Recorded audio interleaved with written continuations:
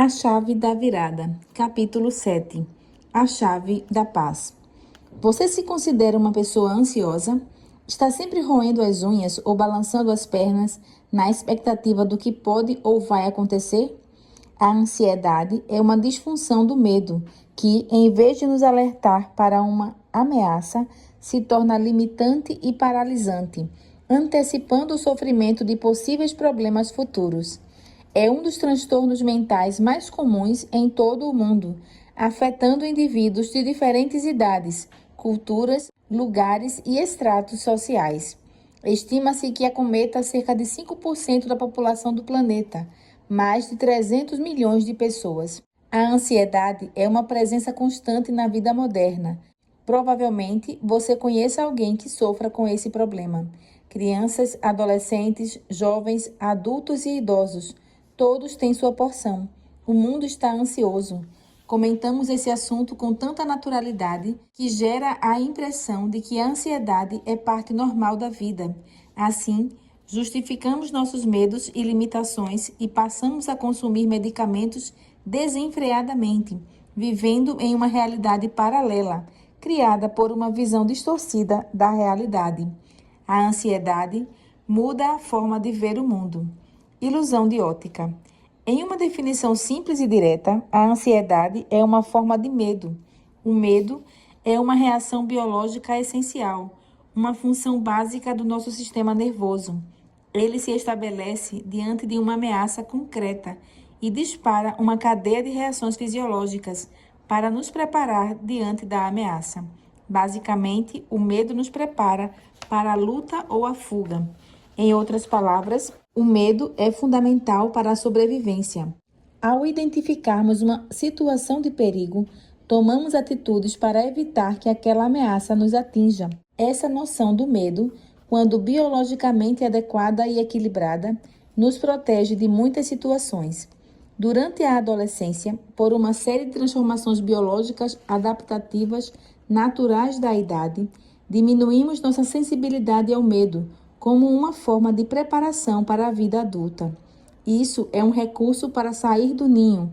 Por isso, o cérebro adolescente dá mais atenção às recompensas em potencial vindas de uma escolha arriscada. Ao mesmo tempo, minimiza os custos dessa decisão. Exatamente por esse motivo, os adolescentes são mais impetuosos e se expõem a situações de risco mais vezes. Por outro lado, quanto mais a idade avança, mais aumenta a sensibilidade ao medo, o que nos protege dos riscos associados às limitações físicas evidentes da idade. Portanto, de maneira geral, o medo é bom e necessário. Ele nos protege e contribui para a sobrevivência e se adapta a cada fase da vida, modulando nossas reações de acordo com as limitações e os recursos disponíveis. O medo é uma grande dádiva do Criador e um recurso fundamental para nos posicionar ante as ameaças. O problema começa quando há uma disfunção nos mecanismos de medo. A emoção que deveria ser fundamental para nossa sobrevivência passa a ser um problema quando se torna limitante e paralisante. Isso pode acontecer por duas vias distintas. 1. Quando perdemos a capacidade de avaliar corretamente a proporção entre a ameaça e nossas aptidões. Ou 2. Quando perdemos a capacidade de identificar corretamente as ameaças como elas realmente são. Reforçando, a ansiedade nada mais é do que uma disfunção do medo. Como uma ilusão de ótica, passamos a ter um medo completamente desproporcional às ameaças que identificamos ao redor. Por exemplo, existe o medo de lugares fechados ou lugares abertos, o medo de estar com outras pessoas e até mesmo a fobia de formigas, entre tantos outros. Às vezes, passamos a imaginar a existência de certas ameaças como se fossem reais, sofrendo por antecipação, como o medo de esquecer o conteúdo estudado para uma prova, o medo de passar vergonha ou o medo de ser demitido. Obviamente, coisas assim podem ocorrer, mas o problema é quando o medo de elas acontecerem se torna limitante, ainda que não haja nenhum sinal à vista. O medo das consequências de um possível problema passa a ser um problema real em si, alterando o comportamento e trazendo prejuízos evidentes às funções cognitivas, às relações interpessoais e às atividades do cotidiano. De certa forma, funciona como se a possibilidade de algo ruim do futuro invadisse o momento presente, fazendo-nos mal, e é por isso que a ansiedade é uma antecipação nociva do futuro. A crença na existência ou na possibilidade da chegada de um problema que não existe de fato parece tão real e verdadeira que passa a integrar a realidade objetiva do indivíduo. Esse sentimento que se desenvolve no nível mental, sem a existência de um objeto real ou situação externa concreta e proporcional que esteja nos ameaçando ou colocando nossa sobrevivência em risco, nos escraviza. A mente se torna prisioneira de si mesma em um loop infinito. Pensamentos ruminantes, intrusivos, tomam conta da mente e, de maneira geral, a ansiedade consome nossa saúde. Atitudes que geram ansiedade. Consumismo. Comprar coisas por impulso ou para se sentir melhor, mesmo sem precisar, se torna um vício que alimenta a ansiedade. Materialismo. Quando o valor pessoal sai do ser para o ter, nunca ficamos satisfeitos com o que somos e isso provoca ansiedade. Individualismo. Pensar somente em si, buscando satisfação imediata, aumenta a ansiedade. Perfeccionismo. Cobrar-se demais e não ser tolerante consigo é um gatilho para a ansiedade. Comparação. O hábito de se comparar aos outros, ainda mais com o que se vê nas redes sociais, gera uma preocupação constante que alimenta a ansiedade. Sono irregular. Dormir menos para fazer mais coisas acelera a ansiedade. Má alimentação. Comer muitos alimentos doces, beber álcool ou café promovem a ansiedade. Sedentarismo. Não se exercitar faz mal à saúde e fortalece a ansiedade. Uma doença, diferentes apresentações. A ansiedade varia em formas e intensidade. Uma doença, diferentes apresentações. A ansiedade varia em formas e intensidades, todas ligadas ao medo, mas com sintomas distintos. Deve ser entendida como um espectro de manifestações de diversos tipos. Transtorno de ansiedade generalizada, TAG. Preocupação e estresse constante, sem motivo claro, que afeta a rotina. Fobias. Medos específicos e intensos que impedem de enfrentar o objeto ou a situação temida. Transtorno obsessivo-compulsivo, TOC. Ansiedade com pensamentos e atos compulsivos e temor de perder o controle ou causar mal. Síndrome do pânico. Crises agudas de ansiedade com sensação de morte iminente, similar a um ataque cardíaco. Esse subtipo é menos comum. Manifestações da ansiedade e seus sintomas. TAG. Fadiga, tensão muscular, palpitações ou frequência cardíaca acelerada, sudorese, dor de cabeça, dificuldade de concentração, insônia, perda de memória, irritabilidade, inquietação, disfunção sexual, náuseas, dores gástricas ou diarreia, medo inespecífico, pânico, dor ou desconforto no tórax, sensação de engasgo, palpitações ou frequência cardíaca acelerada, sudorese, medo de enlouquecer ou de perder o controle, estranhamento de pessoas conhecidas, agitação ou arrepios, sensação de dormência ou formigamento, vertigens, instabilidade postural ou desmaios, falta de ar ou sensação de asfixia, tremores ou espasmos, náuseas, dores gástricas ou diarreia, medo de morrer. TOC. Movimentos repetitivos, repetição persistente de palavras ou ações, acumulação compulsiva, agitação, hiperatividade, hipervigilância, impulsividade, agressividade, isolamento social, comportamento compulsivo, organização exagerada, pensamento acelerado, pesadelos, repetição incessante de pensamentos. A tendência aos extremos. Um aspecto importante da ansiedade é a tendência que algumas pessoas desenvolvem de praticar atitudes extremas por meio da compulsão. A compulsão é um comportamento repetitivo sem uma motivação específica, estimulado pelo prazer e que não tem os freios normais da racionalidade. Ou seja, a pessoa sabe que não deveria fazer, mas faz mesmo assim, e muitas vezes. Chamamos de fissura o desejo incontrolável e irreprimível de tomar certas atitudes em busca de aplacar essa necessidade mental que impele o indivíduo a uma prática repetitiva. Simplesmente a pessoa sente que precisa fazer. É mais forte do que ela. Existem vários tipos de compulsão que podem se manifestar nas pessoas ansiosas. Tipos de compulsão: comer, acumulação, mentir, compras, roer unhas, trabalhar, jogos e apostas, arrancar cabelos, uso do celular, sexo excessivo e masturbação, procedimentos estéticos, exercício físico. Combinação explosiva: misturar álcool, cafeína e açúcar pode destruir a saúde mental. A cafeína dá uma falsa energia, enquanto o açúcar ilude com o prazer instantâneo. O álcool, por sua vez, finge relaxar, mas na verdade torna a mente confusa e pode levar a comportamentos estranhos. Juntos, eles sabotam o equilíbrio emocional, gerando um bem-estar ilusório. Essa combinação é uma bomba para a estabilidade emocional, alimentando a ansiedade que cresce em nós. Sem notar, caímos em um ciclo destrutivo, consumindo-nos cada vez mais. O que parece ser alívio é, na verdade, o veneno que nos intoxica. Superando a ansiedade.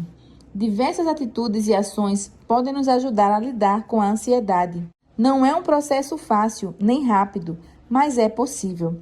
Será necessário desconstruir o longo caminho pavimentado às custas da fragmentação de nossa saúde emocional e reconstruir o caminho da estabilidade.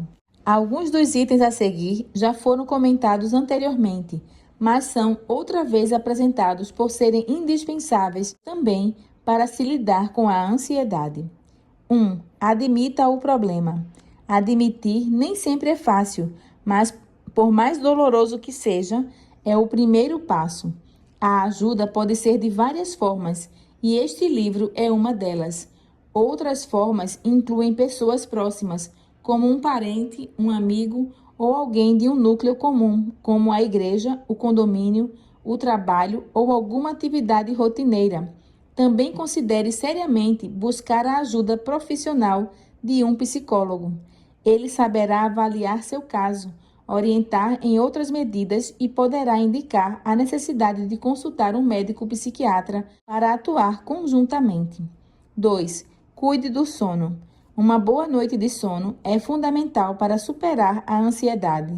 O sono atua como reparador natural da mente, impactando não apenas a saúde emocional, mas também diversos outros aspectos da saúde, como o metabolismo e a imunidade. Confira na página 21 os passos para uma boa higiene do sono, já gravado anteriormente no capítulo 2. Regular o sono é um desafio para as pessoas que lutam contra a ansiedade, mas é um passo necessário. Uma das maiores dificuldades para isso será lidar com os pensamentos intrusivos e recorrentes, sobre os quais indicaremos uma estratégia a seguir. Pode ser também que, em alguns casos, identificados por orientação médica, seja necessário o uso de medicamentos por algum tempo, a fim de ajudar na indução e manutenção do sono. 3. Controle os pensamentos intrusivos e recorrentes. Pensamentos intrusivos são aqueles que surgem repentinamente, sem relação com o momento. De maneira geral, têm algum aspecto negativo e destrutivo. São muito comuns em casos de ansiedade e se tornam recorrentes com frequência cada vez maior conforme o quadro ansioso evolui. Lidar com os pensamentos intrusivos é como ensinar um animal de estimação a se comportar. É preciso repreendê-lo várias vezes. Os pensamentos vêm e devemos repeli-los. Então eles vêm de novo. Por várias vezes eles virão novamente e em todas elas temos que repeli-los, quantas vezes forem necessárias.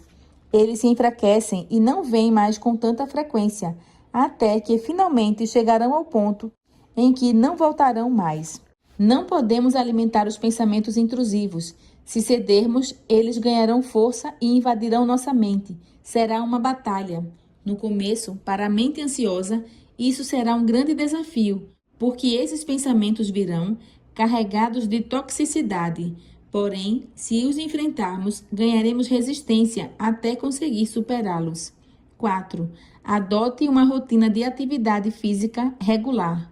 Assim como o sono, a atividade física exerce um papel fundamental na cura e estabilização do organismo. Ela atua em sinergia com o sono, promovendo diversos benefícios por meio da produção de substâncias endógenas. Além disso, serve como um mecanismo de escape para aliviar e eliminar diversos sintomas da ansiedade.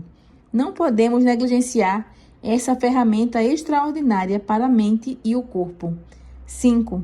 Beba água pura e alimente-se de forma saudável. A água atua como um poderoso purificador natural, eliminando toxinas e impurezas do nosso corpo. Portanto, beba água pura com frequência e sem hesitação. Em paralelo, elimine o consumo do trio bomba, álcool, açúcar e cafeína. Retire completamente essas substâncias de sua vida. Opte por frutas, legumes e vegetais, além de castanhas e outros alimentos leves e saudáveis. Evite ao máximo tudo que for artificial ou processado. Ao fazer isso, você sentirá seu corpo se transformar e reagir positivamente aos novos hábitos. 6. Desenvolva a espiritualidade. Em nosso íntimo residem anseios espirituais que clamam por atenção. No entanto, costuma-se relegar essa dimensão a um segundo plano. A conexão com o sagrado, a reverência ao divino, nutre a vida com paz e serenidade. Acalma a mente, aquieta o coração e gera um estado de profunda estabilidade. Uma vivência espiritual autêntica cultiva a saúde e fortalece a resiliência. Fazer parte de uma comunidade espiritual acolhedora promove a paz interior. Tudo isso é um poderoso auxílio no processo de vitória contra a ansiedade. 7. Pratique a ressignificação. Ressignificar quer dizer dar um novo sentido. Não podemos mudar os fatos passados, mas temos como dar um novo significado para eles. Nosso passado não nos determina.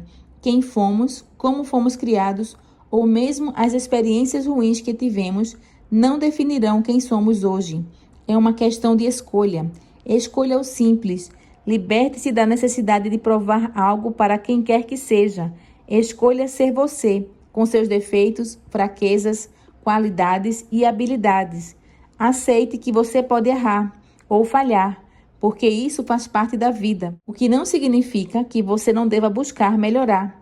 Entenda que mesmo com problemas, a vida é um dom que deve ser desfrutado. Reflita sobre isso e liste as atitudes que precisa tomar. Tome decisões e se concentre nos resultados, não nas hipóteses. Fuja da armadilha do e se?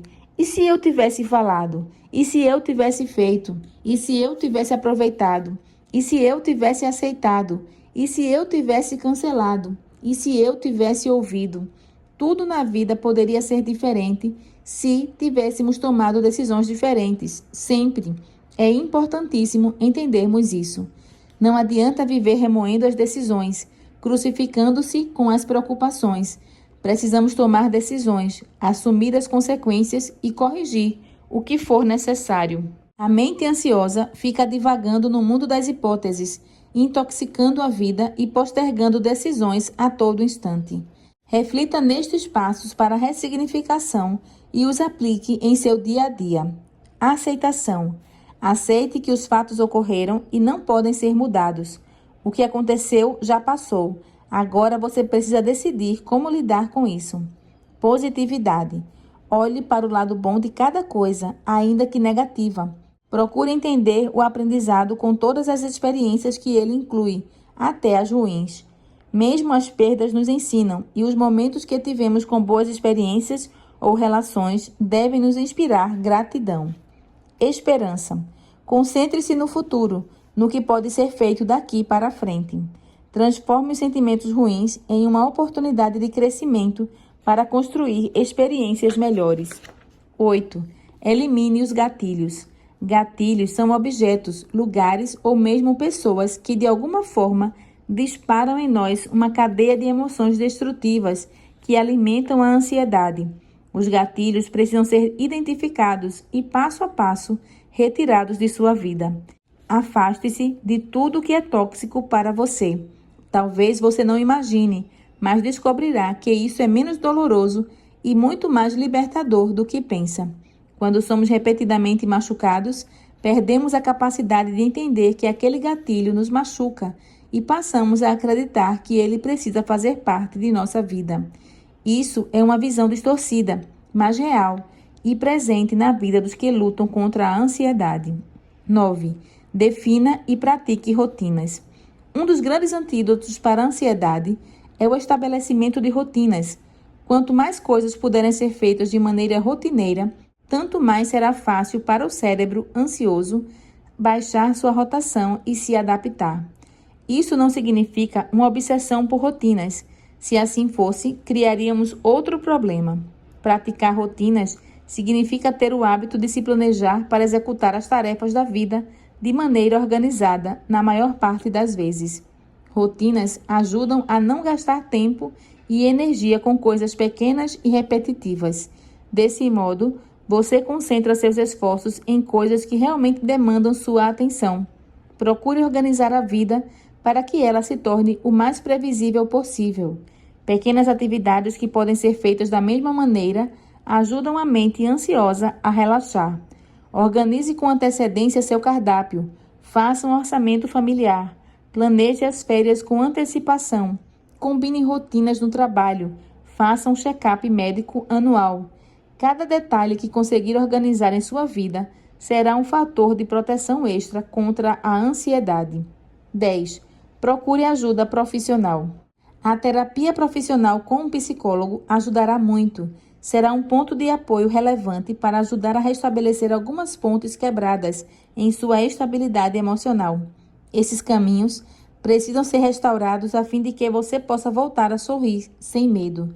Um psicólogo poderá orientar as melhores opções terapêuticas disponíveis e ser um ponto de apoio para a mudança. Além disso, por ser alguém que está olhando de fora do problema, poderá ajudar a identificar os gatilhos e oferecer alternativas para lidar com eles. 11. Use medicamentos quando necessário. Em casos específicos, a jornada de recuperação da ansiedade pode ser auxiliada por medicamentos, sob a orientação de um médico de confiança. Encare as medicações devidamente prescritas como agentes que protegem sua mente, ajudam a manter o ritmo correto e oferecem suporte em momentos desafiadores. Não há motivo para vergonha ou receio. Os medicamentos, quando indicados por um profissional experiente e competente, são ferramentas valiosas para superar a ansiedade. Mas lembre-se, jamais utilize medicamentos sem acompanhamento médico. O uso inadequado pode trazer riscos e comprometer sua recuperação. Priorize a segurança e o cuidado profissional para uma recuperação plena. A chave da virada. O profeta Elias emerge como uma figura preeminente. Ele foi um dos grandes reformadores religiosos de todos os tempos, cuja missão era levar as pessoas de volta para Deus. Seu nome significa "O Senhor é o meu Deus". Elias viveu honrando esse significado e cumprindo sua missão.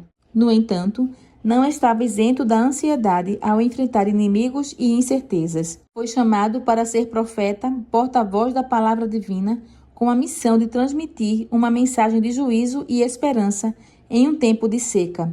Naquela ocasião, a fome e a escassez já duravam 3 anos e meio. O Monte Carmelo, às margens do Mediterrâneo, foi o cenário da coragem e valentia mostradas por Elias, o único representante de Deus que enfrentou o rei Acabe, Baal e seus profetas. Elias orou e confiou no poder de Deus, que fez descer fogo sobre o sacrifício.